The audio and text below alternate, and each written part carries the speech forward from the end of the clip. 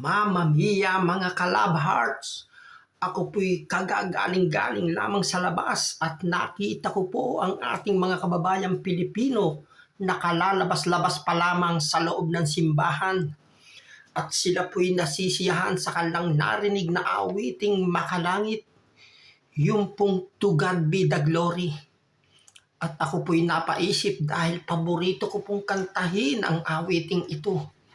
Kaya ngayon po, mga kalab hearts, aawitin ko po ito para po sa inyong lahat, mga kalab hearts.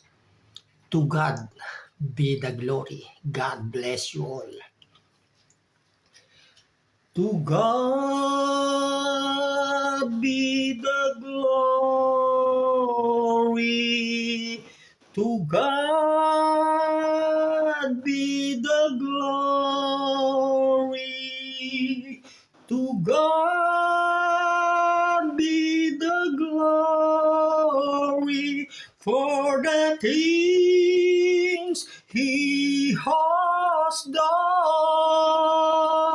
With His blood He has saved me.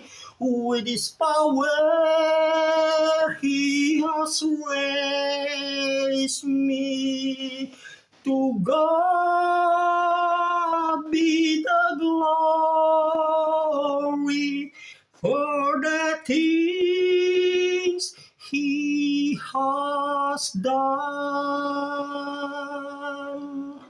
Just let me live my life and let me pleasing, Lord, to Thee. And if I gain any praise, let it go to Calvary. To God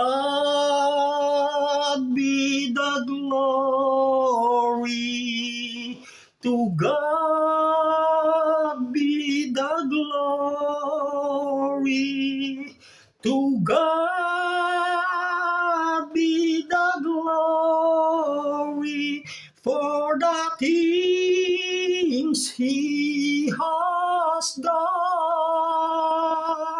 With His blood He has saved me. With His power He has raised me. To God be the glory for the things He has done.